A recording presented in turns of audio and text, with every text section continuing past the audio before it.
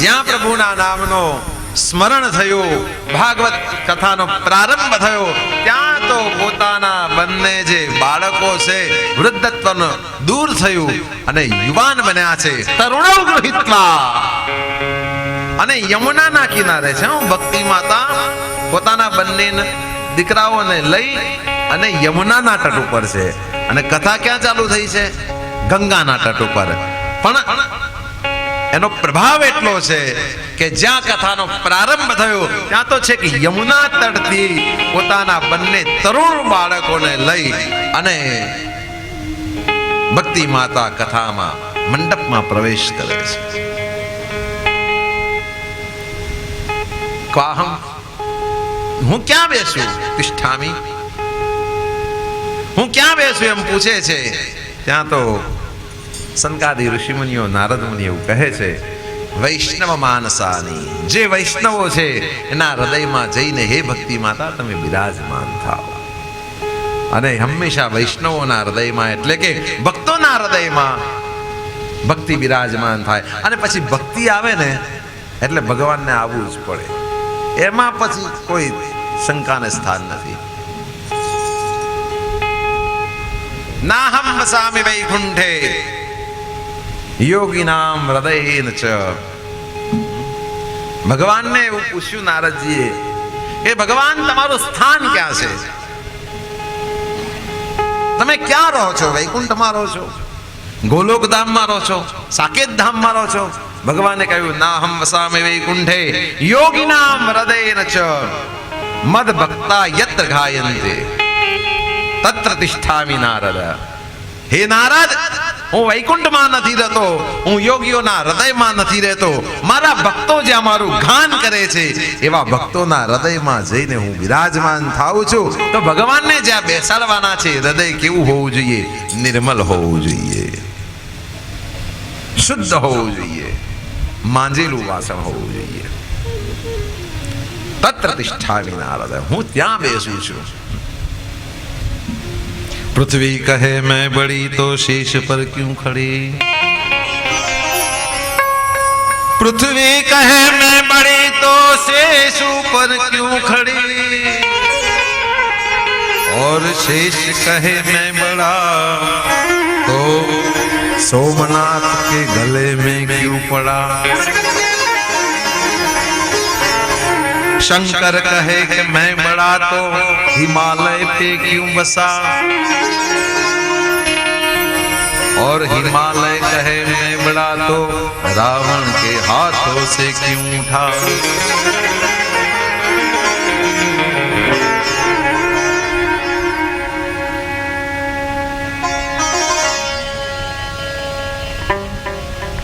पृथ्वी के हूं मोटी तो शेष ऊपर, शेष के हूं मोटो तो शंकर ना गला में, शंकर के हूं मोटो तो हिमालय में, हिमालय के हूं मोटो तो रावण ना हाथ से उठी गयो छे. रावण कहे मैं बड़ा तो राम के तीर से क्यों मरा?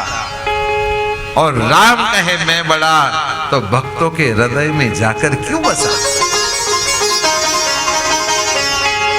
भगवान तो भक्तना पण गुलाम થઈ જાય સાહેબ. એક વખત સાચી ભક્તિ કરતા થઈ જાઓ તો ભગવાન તો એમ કહે છે કે હું તો આરો ગુલામ થવા તૈયાર છું.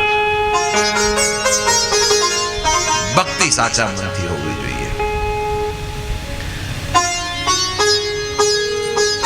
આમ તો એ પેલો સારથી બને, જગતનો નાથ, 14 બ્રહ્માંડનો નાયક અર્જુનનો સારથી બની જાય. એને શું જરૂર છે? કોઈ જરૂર ખરી? પણ એનો પ્રેમ એવો છે કે એને ખેંચી લાવ્યો. ગુલામ કહેવાય, સારથી એટલે નોકર, ડ્રાઈવર કહેવાય. ડ્રાઈવર ને એમ કે ભાઈ ગાડી સાફ કરી દે, દરવાજો ખોલ, મારે ગાડીમાં બેસવું છે. ડ્રાઈવર ખોલ દે ને. આ ભગવાન ડ્રાઈવર બની ગયા. બોલો કેમ? એનો પ્રેમ, એની ભક્તિ એવી. અર્જુનની ભગવાન એવું કે તમે એક વખત એવા સાચા દિલથી ભક્તિ કરો ને, તારા ઘેર હું નોકર બનીને આવી જઈશ. સાચા દિલથી ભક્તિ કરવાની જરૂર છે. અને આ ત્રિભુવનમાં ધનવાન કોણ છે? નિવસતિ હૃદિતે શ્યામ શ્રી હરેર ભક્તિ રેકા. ગરીબ આપણે કોને કહીશું? જે પૈસાથી ગરીબ છે. અરે આધ્યાત્મ લાઈનમાં અર્થને કોઈ મહત્તા જ નથી. સંપત્તિ તો સામાન્ય વ્યક્તિ છે, વસ્તુ છે, અને ભગવાનની આગળ તમે જે માગશો ને બધું તમને આપશે. લો ચલો, તમે ભગવાનને એમ કહેશો કે ભગવાન મને ગાડી જોઈએ, લઈ જા. મને વાડી જોઈએ કે લઈ જા. મને લાડી જોઈએ કે લઈ જા. મને પરિવાર જોઈએ કે લઈ જા. કેમ? મારા ગોડાઉનમાં જે જરૂરિયાત વગરની વસ્તુ પડી છે, અને જો તમે લેવા આવશો તો હું કહીશ લઈ જાય ભાઈ, મારે આમ જગ્યા થાય. ભગવાનના ગોડાઉનમાં એ બધો માલ એવો પડ્યો છે ને, ભગવાનને જરૂરત નથી. લઈ જા કે અહીંથી જગ્યા થાય. પણ તમે એમ કહો ભગવાન તમે જોઈએ છો, તો કે એમ ના મળું ભાઈ. હો, એના માટે તારે પછી મહેનત કરવી પડે, અને પેલા વગર મહેનત ચાલે. લઈ જા.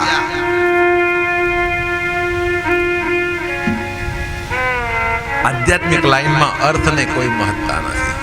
તમે પૈસા વાળા છો, તમે ગરીબ છો. અરે ચલો, સુદામાને આપણે જાણીએ છીએ. સુદામાની વાર્તા સાંભળેલી છે. સુદામા એટલો બધો ગરીબ છે આર્થિક રીતે. બાકી આધ્યાત્મિક લાઈનમાં સુદામા જેટલો કોઈ તવંગ નથી. સુદામાને એટલો બધો ગરીબ બતાવવામાં આવ્યો છે, પણ એ સુદામા જ્યારે દ્વારિકામાં જાય ત્યારે મારો દ્વારિકાનાથ પોતાના સિંહાસન પરથી સરસરાટ ઘડી કાઢી અને સામે મળવા જાય, એને શું આપણે ગરીબ કહીશું? હે? સાક્ષાત ઈશ્વર પોતાનું સ્થાન છોડી અને જેને મળવા આવે એ ગરીબ હોય? અરે ગરીબ તવંગરનો ભેદ તો આપણે ઉભો કર્યો છે. ત્યાં તો કશું જ ભેદ નથી. ત્યાં તો કેવલ ભક્તિ કરે એ બસ, એ સાચું છે. પણ આપણે ફેશનમાં અને વ્યસનમાં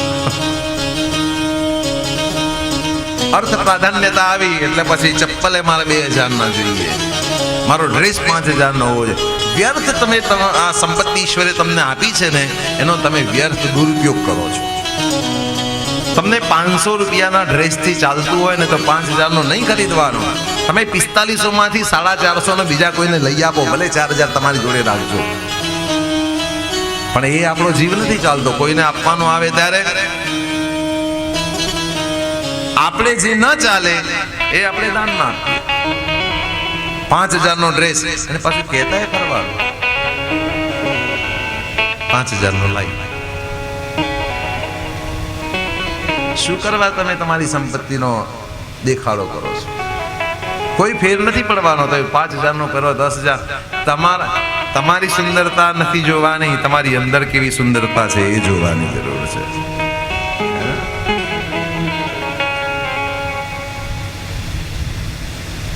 તમારામાં સુંદરતા જોવાની છે.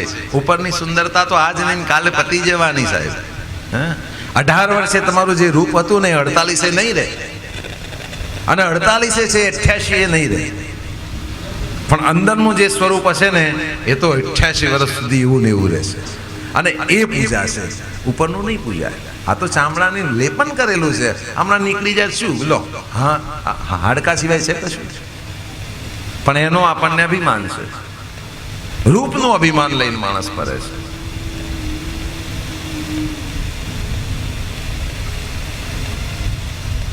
જેના હૃદયમાં ભક્તિ બિરાજમાન છે એ સકલ ભુવન મધ્યે નિર્ધનાસ્તેપી ધન્યાહ.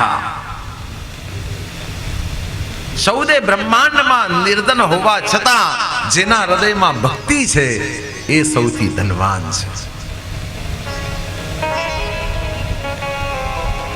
ભક્તિ દરેક વૈષ્ણવોના મનમાં આવીને બિરાજમાન થઈ શ્રીમદ ભાગવત સપ્તાહ શ્રવણ કરવાથી અનેક જાતના પાપોમાંથી મુક્તિ મળે. જે કાયમ દુરાચારી હોય, દુરાચાર જ કરતા હોય, અવડા માર્ગે જ ચાલતા હોય, એ પણ જો ભગવાનના આ કથાને શ્રવણ કરે ને તો એ પણ દુરાચારીમાંથી સદાચારી થતા વાર નથી લાગતી. અને એનું કથાનક આગળ આવશે અજામિલ.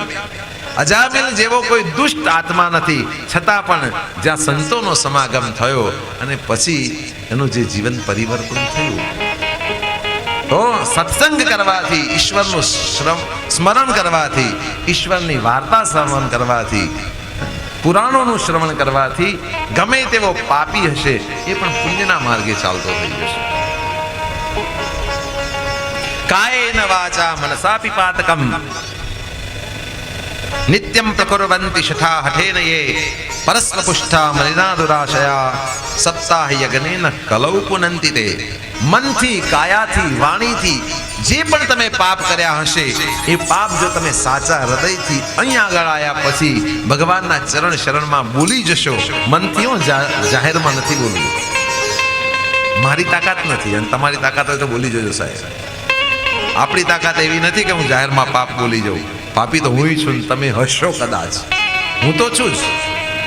તમારા પર મારાથી એવો આરોપ ના મકાય કે તમે પાપી છો, પણ કદાચ હો તો મનથી ભગવાનની આગળ જાહેરાત કરી દેજો. આ તો પાપ અગ્નિ તત્સમા નહીં, પાપમાંથી દૂર કરનારો આના જેવો કોઈ બીજો દેવ નથી. એક વખત ખાલી સાચા દિલથી, પણ પછી પાછું મનમાં એવું હોવું જોઈએ કે ફરી હવે હું પાપ નહીં કરું. નહીતર ગોળી માર્યા પછી કે હવે નહીં મારું, પણ પછી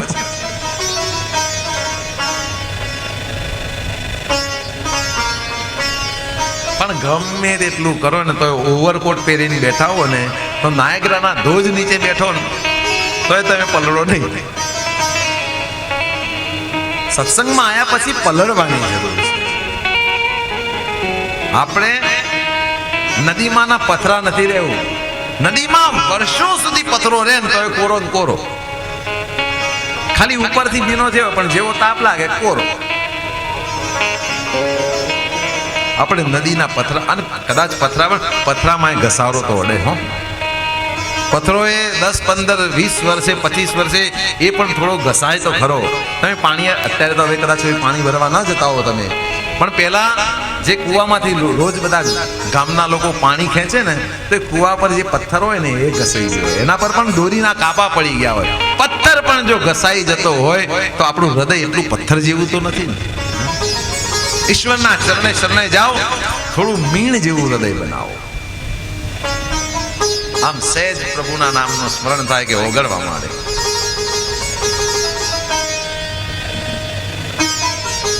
તો આવા કોઈ પાપી જે હોય અને એને ભગવાને એનો ઉદ્ધાર કર્યો હોય એવી કોઈ કથાનક ખરી?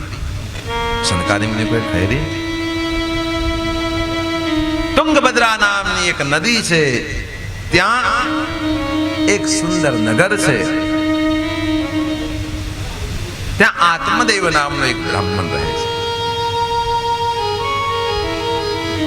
તુંગ એટલે ઉત્તમ અને ભદ્રા એટલે કલ્યાણ, કલ્યાણ કરનારી નદી, અને ત્યાં એક ઉત્તમ નગર છે.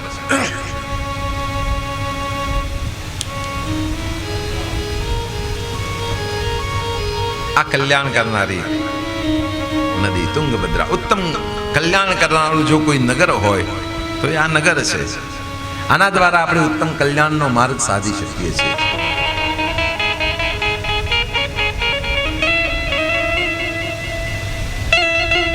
તો એવા નગરમાં આત્મદેવ નામનો એક બ્રાહ્મણ રહેતો હતો.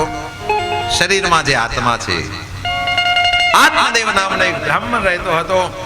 વેદ શાસ્ત્ર વિશાળ, બધા વેદનો જાણકાર. એની એક પત્ની હતી, એનું નામ હતું ધુંધલી. ધુંધલી એટલે બુદ્ધિ. આ ધુંધલી બધા જ દુર્ગુણોનો ભંડાર, દુર્ગુણ નિધિ. ગુણ નિધિ હોય ને એમ દુર્ગુણ નિધિ. સ્વાક્ય સ્થાપિતા, લોક વાર્તા રતા, એને હંમેશા વાતો જ કરવાનું મન થાય. લો બોલ બોલ બોલ બોલ. ક્રૂર, અને એના હૃદયમાં ક્રૂરતા એકલી ભરેલી. આવી ધુંધલી, બહુ જલ્પિકા, કૃપણ અને કલહ પ્રિય. એને ઝઘડો બહુ પસંદ છે. ગમે તેને જુએ એને સીધી ઝઘડવા માંડે. આવી આ ધંધોલી એટલે કે બુદ્ધિ. બુદ્ધિ હંમેશા તર્ક વિતર્ક કર્યા કરે, સાચું જલ્દી સ્વીકારે નહીં. આનું નામ ધંધોલી. તમે જે કહો એનું અવળું જ લે, જે કહો એનું અવળું જ લે. અવળું બોલે છે નારી અભાગણી, બોલે છે નારી અભાગણી. હવે મને એમ લાગે છે કે ભાઈ અમને બધાને અમને જ ખાલી બોલવાનું. આગળ મેં તમને કહ્યું કે નિર્મલ વાણી પાકર મેને. હવે ચલો હિન્દી તમને ખબર ના પડે પણ ગુજરાતી તો બોલો. આપણે નથી બોલવું. એ લોકો કેવો અવાજ છે જોઈએ તો ખરા. એવડું બોલે છે નારી અભાગિણી,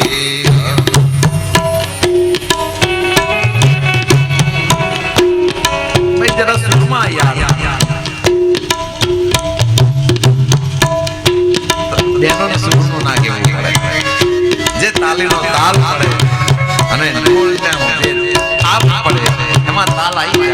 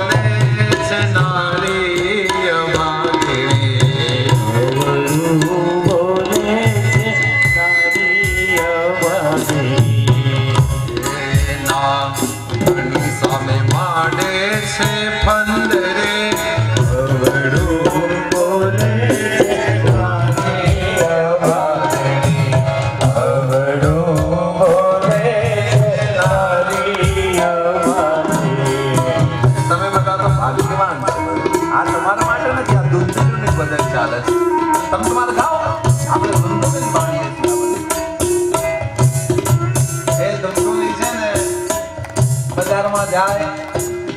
શાક લેવા એટલે શાકમાંથી 5-7 રૂપિયા બચાવી દીધા હોય, એમાંથી પાણીપુરી ખાઈ લે, પછી ઘેર આવે એટલે પેલા હાથમાંથી એમ કે ચાલો જમી નથી લેવું. ના કે મારો જીવો બચતી બાકી છે. આનું નામ ધૂંધુડી. કદાચ એનો પતિ એમ પૂછે કે તે ખાઈ લીધું, ના કહેવાય હું તો પતિવ્રતા છું, તમને મૂકીને ખવાય મારથી. પાણીપુરી કોને દાદી?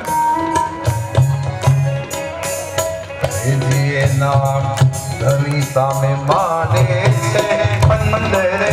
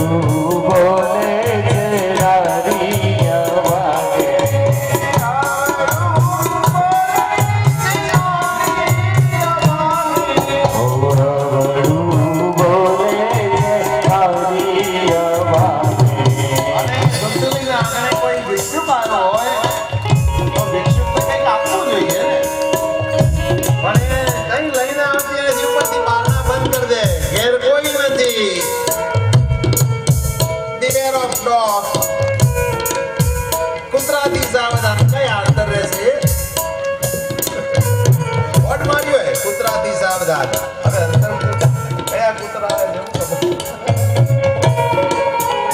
મોટું મકાન ના હવેલી જેવું મકાન બનાવી છે અને પછી પેલી કાળી માટલી પેલો કૂતરો બનાવીને ઉપર લગાવી છે. પછી કોઈ પૂછ્યું કે આ શું છે? કોઈ સંતને પૂછ્યું કે આવડી મોટી હવેલીમાં આ માટલી પર એક ચિત્ર ભૂત જેવું બનાવ્યું છે, એ શેનું ચિત્ર છે? પેલા સંતે એવું કહ્યું, જે અંદર રહે છે ને એનું ચિત્ર છે. મરનારા કે છે બંદરે અવરું બોલે નારી અભાગી અવરું બોલે નારી અભાગી પતિને રીઝવવાની રીત નથી જાણતી. પતિને રીઝવવાની રીત નથી જાણતી. પતિને રીઝવવાની રીત નથી જાણતી. પતિને રીઝવવાની રીત નથી જાણતી. કાયમનો કરે છે કલેશ, અવરું બોલે છે નારી અભાગી. અવરું બોલે છે નારી અભાગી. નારી અભાગી. નારી અભાગી. નારી અભાગી. નારી અભાગી. આ ધુંધુલીનું ગીત હતું. આપણે કોઈએ બંધ બેસતી પાઘડી ઓઢવાની જરૂર નથી. તો આ ધુંધુલી હંમેશા આવડું જ બોલે. ક્લેશ કલહ પ્રિયા, કૃપણા, સ્વવાક્ય સ્થાપિતા, પણ સુંદરી. એનું સ્વરૂપ સુંદર છે પણ એના ગુણ નથી. આને બહુરૂપી કહેવાય. ઉપરથી જે સુંદર છે અને અંદર જે ખરાબ છે આ બહુરૂપી. તમે ઉપર છો એવા જ અંદર રહો ને અંદર છો એવા જ બહાર રહો. બે સ્વરૂપ તમારા ક્યારેય ના હોવા જોઈએ. બે સ્વરૂપ તો બહુરૂપી ધરે. આપણે બહુરૂપી નથી, આપણે તો જેવા છીએ એવા જ જગતમાં જાહેર થવું છે. પણ આ સુંદરી હોવા છતાં ઉપરથી સુંદર છે પણ અંદર એક પણ ગુણ એનો સુંદર નથી. એવી આ ધુંધુલી આત્મદેવ અને ધુંધુલીને ઘણા વર્ષો થયા છતાં પણ એને કોઈ સંતાનની પ્રાપ્તિ નથી.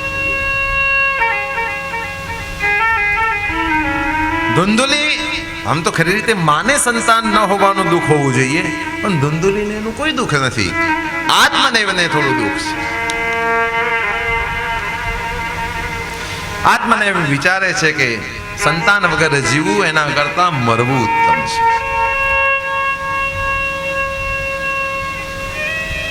એક દિવસ આત્મદેવ ઘર છોડી અને જંગલમાં આત્મહત્યા કરવા માટે નીકળે છે.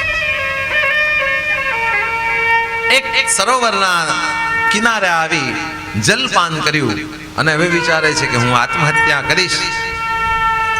ત્યાંથી એક કોઈ સાધુ પસાર થઈ રહ્યા છે. આત્મદેવ રોઈ રહ્યો છે. કથમ રોદિસી વિપ્રમ, હે વિપ્ર તું કેમ રૂવે છે? કાતે ચિંતા બલિયસી, એવી તારી કઈ ચિંતા મહાન છે કે જે તને આ રુદન આપી રહી છે? ચિંતા ચિતા સમાન. માણસને ચિંતા ખાઈ જાય. ચિતા તો મળેલાને બાળે, ચિતા છે ને મરેલાને બાળે, જ્યારે ચિંતા જીવતાને બાળી ખાય છે.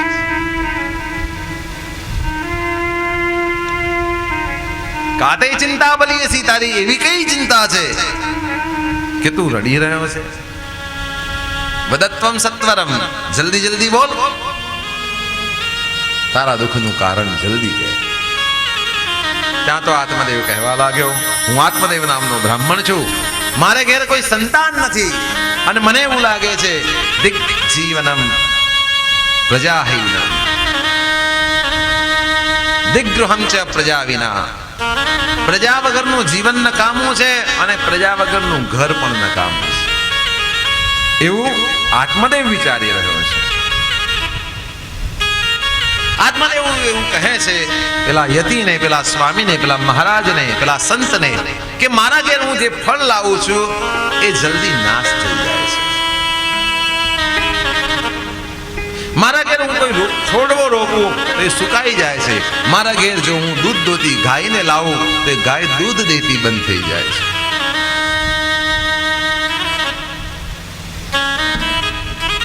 શું આ શક્ય છે?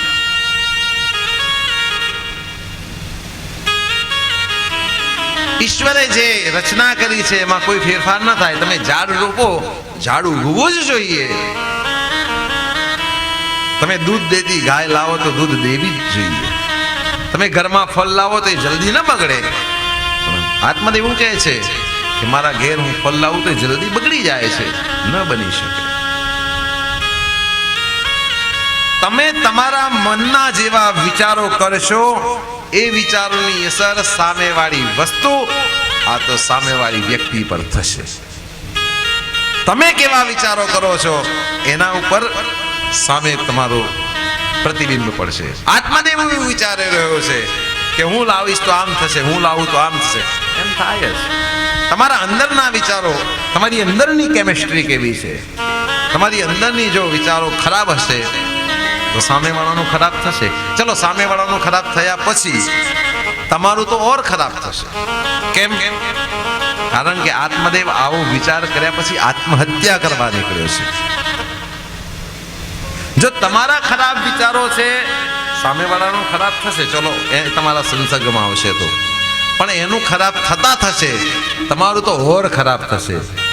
તમે તો મૃત્યુ સુધી પહોંચી જશો. આત્મહત્યા સુધી પહોંચી ગયો ખરાબ વિચારોને કારણે. બાકી એવું કઈ જરૂરી નથી. ઘણા એવા દંપતીઓ છે કે જે સંતતિ વિના આખું જીવન અને સુખેથી પસાર કરી દીધું છે. પણ તમારા અંદરની કેમિસ્ટ્રી, તમારા અંદરના વિચારો જો બગડ્યા તો તમે આત્મહત્યા સુધી પહોંચી જશો. પેલા યતિએ કહ્યું, છોડ આ બધું, સંસાર વાસના છોડ. બલિષ્ઠા કર્મણો ગતિ.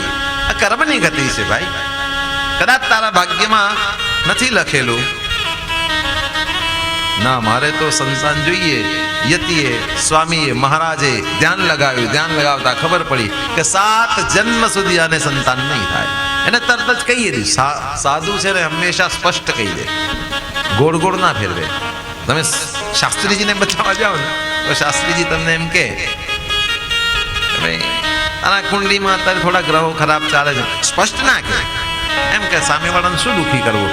નહીં, તારા કુંડળીમાં થોડા ગ્રહો અત્યારે થોડા ખરાબ ચાલી રહ્યા છે, થોડા સમય પછી તારું સારું થઈ જશે. પણ એ જ જગ્યાએ તમે સંતના જોડે જાઓ તો સંત એમ કહી દે કે તારું સારું થવાનું જ નથી.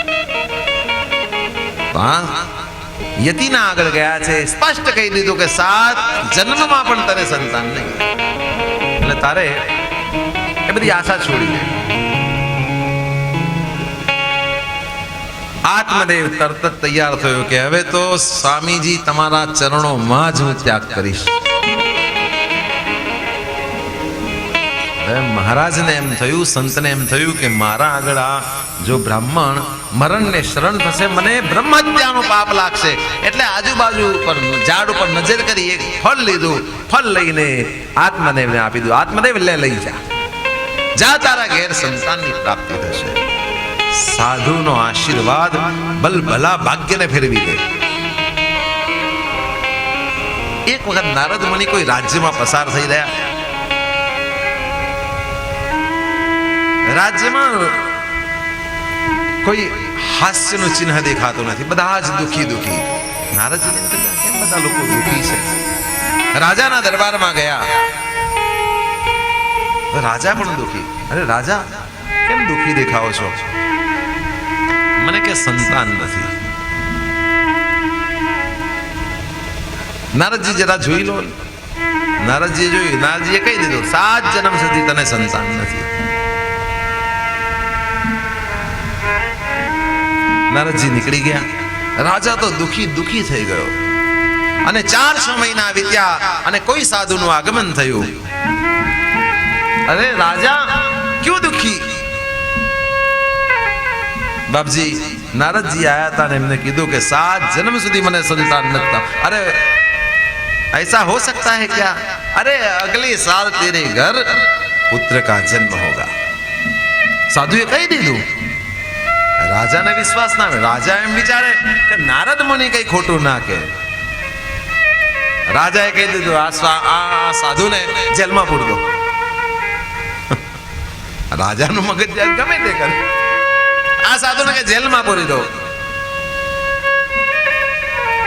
साधु ने तो शू शू जेल ने शू सोना महल બધું સરખું, कहीं वादो नहीं क्या। वहां हम तो भजन करेंगे, भजन ही करना है तो कहीं भी करेंगे। हाँ जेल में पूरी दीधो। 1 મહિનો 2 મહિનો बीत्या, वर्ष गयो त्या तो राजा ना घेर पुत्र नी प्राप्ति थई साहेब। आम करता करता एक नहीं 7 पुत्र, 7 वर्ष में 7 पुत्रों प्राप्त थया। અને પાછા નારદ મુનિ રાજ્ય આગળ થઈને પસાર થયા અને આનંદ ઉત્સવ થાય। નારદજીને એમ થયું કે અહીં તો કાયમ શોક ને શોક હતો ને આટલો બધો આનંદ। રાજ દરબારમાં ગયા, કેમનો આનંદ છે આટલો બધો? અને નારદ મુનિને જોઈને જે બધા રાજ દરબારીઓએ જે લાકડી ઉગા દંડાવાળી કરી બરોબરનો મેથી પાક नारद मुनि ने आप्यो। नारद मुनि के अरे लाव जरा वैकुंठ में जवा दे मने वे। હવે ચા પીવા માટે અવાજની જરૂર નહીં પડે હો। ચૂપચાપ જેને પીવી હોય ને લઈ લેજો, ધ્યાન આ બાજુ રાખજો। તમે વાતો કરવા જશો ને એમાં બીજાનું પણ ડિસ્ટર્બ થાય ને। અને પીવાની પીવા માટે જ બનાવી છે। તમે બધા નહીં પીઓ તો અહીં બગડશે, એ પછી હું કરીશું? મેં તમને પહેલા કીધું કે આ પ્રસાદ છે, પ્રસાદનો બગાડ ના કરતા પીતા હોય પી જ લેજો, પ્રેમથી પીજો અને ઈશ્વરના ચરણમાં આનંદ ખાઓ, પીઓ, મોજ કરો, એ જ કરવાનું છે। એટલે પીતા હો તો પ્રેમથી પીવો, પણ બધું ચૂપચાપ કરો, ઈશારો ઈશારો નહીં। नारद मुनि वैकुंठ में गया। अरे भगवान ये शू थयु के तमे मने जे मती आपी थी ए मती प्रमाणे में पेला राजा ने कहू के राजा तने 7 जन्म सुधी दीकरो नहीं थाय अने एना घेर तो 7 दीकरा थया अने हूँ हमणा जे मार खाईने आव्यो के तो के एना ता संतान केवी रीते थया के एवा समाचार छे कोई साधुए एने आशीर्वाद आप्या था के भाई तारे त्या संताननी प्राप्ति थशे। भगवाने नारदजी ने एवुं कह्युं के पेला संताने जेटली विश्वासथी कही दीधुं तु एटला ज विश्वासथी ते कीधुं होत तो भक्तनुं काम करवा माटे हूँ तो तत्पर छुं। ते विश्वास केम ना कर्यो मारा पर? तने खबर हती के 7 जन्म सुधी एने संतान नथी थवानुं पण ते विश्वासथी कही दीधो ना शुं थाय थशे मारे दौड़वुं पड़त, हूँ दौड़त अने एने संतान आपत, पण ते विश्वास न कर्यो अने पेला साधुए विश्वास कर्यो अने कही दीधुं। एटले संत छे ने पेला तमने समजावे बलिष्ठो कर्मना गति, हे आत्मदेव कर्मनी गति प्रमाणे तने संतान नथी थवानुं पण आत्मदेव मानतो नथी, फळ आपी दीधुं, ले तारी पत्नीने खवડાવજે तने संताननी प्राप्ति थशे। એટલે એને સમજાવ્યો કે તું પુત્રેષ્ણા છોડ, આ ઈષ્ણા ખોટી છે, પુત્રની પ્રાપ્તિ થયા પછી કોણ સુખી થયું છે? જીવનમાં 3 ઈષ્ણાઓ માણસને દુખી કરે છે। એક પુત્રેષ્ણા, પુત્રની ઈષ્ણા, સંતાનની ઈષ્ણા કદાચ નથી તો એ કર્મની ગતિ છે, ભગવાનની કઈ એવી ઈચ્છા છે, અચ્છા એમાં પણ આનંદ રાખો। પુત્રેષ્ણા માણસને દુખી કરે। બીજી આવે વિત્તેષ્ણા, પૈસા, પૈસા નથી તો માણસ દુખી થાય, નથી તો કઈ વાંધો નથી, જેમ જીવાડે એમ જીવવાનું। सीताराम सीताराम सीताराम कहिए और जाही विधि राखे राम, ताही विधि रहिए। અને ત્રીજી એષણા લોકેશણા, માણસ પુત્રેશણા કદાચ છોડી દે એમાંથી મુક્ત થઈ શકે, વિત્તેશણાથી કદાચ મુક્ત થઈ શકે, પણ લોકેશણા એવી વસ્તુ છે ને કે એમાંથી માણસ છૂટો નથી થઈ। લોકેશણા એટલે હું અહીં જઈશ તો મને લોકો આવી માન આપશે, મને ખુરશી આપશે, અને પછી જો એને ખુરશી ન મળે એ દુઃખી થાય. આ ત્રણ વસ્તુ દુઃખનું કારણ છે. પુત્રેષણા પણ દુઃખનું કારણ, વિત્તેષણા પણ દુઃખનું કારણ, અને લોકેષણા પણ દુઃખનું કારણ. એટલા માટે હે આત્મદેવ, તું આને છોડ. આત્મદેવ છોડી ન શક્યો. ફળ આપ્યું, કહ્યું તારી પત્નીને ખવડાવજે, તને પુત્રની પ્રાપ્તિ થશે. ઇદમ બક્ષે પત્ન્યા, તું આ ફળ તારી પત્નીને ખવડાવી દેજે, તને પુત્રની પ્રાપ્તિ, તારી પત્નીને પુત્રની પ્રાપ્તિ થશે.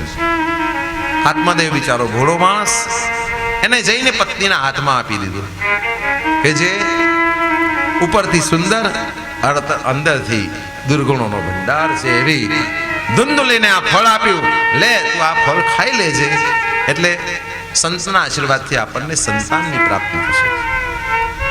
હવે ધુંધુલી એવી વિચારવા લાગી કે આ ફળ ખાઈશ એટલે ઘણી વખત જે પ્રેગ્નન્ટ સ્ત્રીઓ હોય ને એનો ખોરાક ઓછો થઈ જાય. ધુંધુલીને એમ થયું કે હું કદાચ ખાઈ નહીં શકું તો આ ફળ ન ખવાય. અરે કદાચ ઘરમાં ચોરી થઈ, ચોર આયા ને કદાચ મારે આપણને, તો હું તો દુર્બળ થઈ ગઈશ, મારો ખોરાક નહીં હોય તો હું ભાગી નહીં શકું, તો પછી એ ચોર આવે તો મને મારી નાખશે, ના કરતા આ ફળ નથી ખાવું, ચલો છોડો, આ ફળ ખાઈશ મને ગર્ભ રહેશે. અને જો સુખદેવ મહારાજના જેમ 16 વર્ષ સુધી મારા જો પેટમાં ગર્ભ રહ્યો તો હું શું કરીશ? ના ના, આ ફળ નથી ખાવું. અરે હું ગર્ભવતી થઈશ, મને બાળક જન્મશે, તો એ વખત હું કશું કામ નહીં કરી શકું, તો મારે કામ કરવા માટે કોઈને બોલાવવી પડશે. તો બીજું તો કોણ આવે? જાગી બેન આવે, નણંદને જ બોલાવવી પડે. નણંદ આવશે તો હારું, હું તો ઊભી નહીં થઈ એવું ખાટલામાંથી ને બધું ફ્રી